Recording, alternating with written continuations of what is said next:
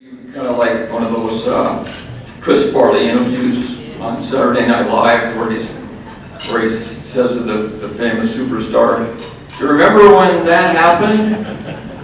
And the guy will say, "Yeah, I was there." And I'll say, "That was awesome." I started covering golf in 1991 at the Salt Lake Tribune, and you hit the shot that set the standard for the rest of my coverage career when you knocked in an 85-yard shot in the semifinals to beat Spence Aaron at Jeremy Ranch. And, do you remember that? But where my mind really goes in our relationship, Doug, is to the University Golf Course, the 9-hole facility that is now paved over in favor of probably some reasonably good academic purposes, but that doesn't stop us from missing it. And the legendary figure who tied us together was Vinnie McGuire, and I'm hoping you'll tell the story of when you first met Vinnie. Oh my goodness, what a great story. First off, I want to congratulate all the other classmates, and thank you for allowing me to come in with you. But my story about Vinnie, and Kurt and I are tied together for many, many years. We used to play the same Goat Ranch, University of Utah Country Club, 9-hole dog track. It was awesome, but I'll never forget it. I was a freshman at the University of Utah, and you guys will love the story. It's a great one. I'll make it quick.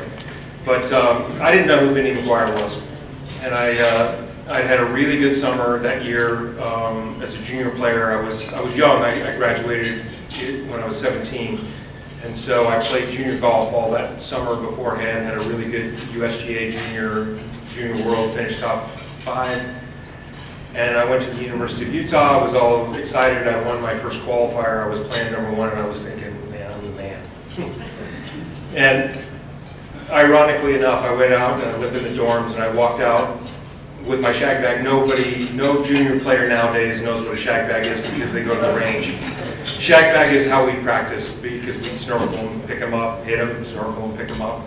But I walked out of the dorms, I walked 100 yards across. Reed Goodliff and I were talking about this earlier. It was a perfect place to practice. And I went out there and I'm hitting balls and I'm feeling really good about myself. And I turned around and I didn't know who Vinnie was. And Vinnie was under 5 feet tall. Big head, big ears. I used to call him Yoda. You guys know what Yoda looks like on Star Wars, but I used to call him Yoda. And so I turned around, there's this guy standing behind me. And as we all know, Vinnie was a smoker. And there's this guy, Yoda, standing behind me, and he's smoking a cigarette, and I'm like, dude, what do you want, an autograph, or what do you want? And ironically, I had no idea who he was, and he's smoking, and he goes, "You play for the U?" And I go, "See the bag right there, it says Utah." And he goes, "What man are you?"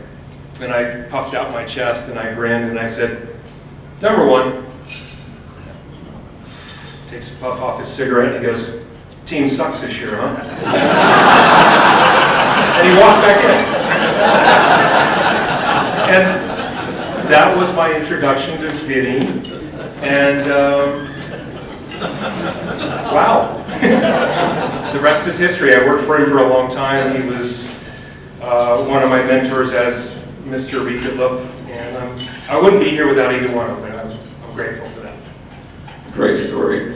And I would add to it by saying that when you won the state am in 1990, there was no happy person than Vinnie McGuire. And to have it happen before he passed away 6 months later was incredible for all of us who mutually admired him. Speaking of that golf culture in Brigham City with people like Reed Goodliff, and you grew up with the likes of Joel Krantz and Gene Monk and players like that, how did Brigham City, with the 9-hole golf course at the time, produce such a culture of golf? I used to call Reed Goodliff the Pied Piper, and we all followed him.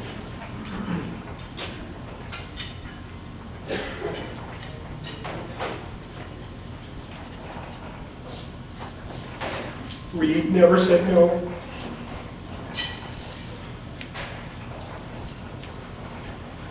He never said I'm too busy.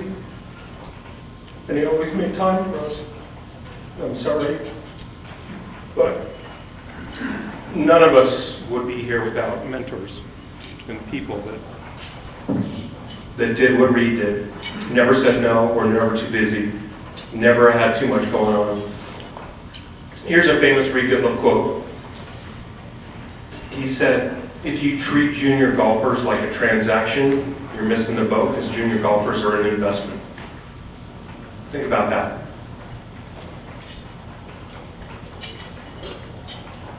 And of course, Reed won the state am in 1976, and that was basically the first time you realized what the state am was.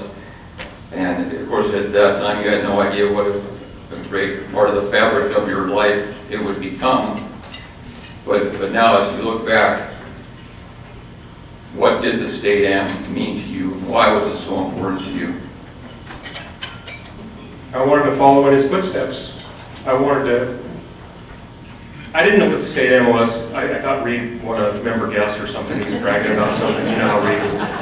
And he came home, and I realized, and the funny thing about it is the poor guy, when it was raining and snowing, he had to deal with Doug.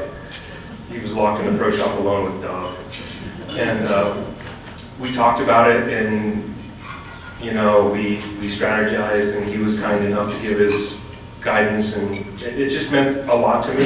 It seemed like it meant more to me than it did others. I know Bruce, wonderful player, you know, Hoagie, Steve Snyder, all these guys that I grew up with. It meant a lot to all of us. It just seems like it meant more to some people than others, and it just, you know, if it doesn't get your juices going, in my humble opinion, you're dead. So you just have to, it has to mean a lot.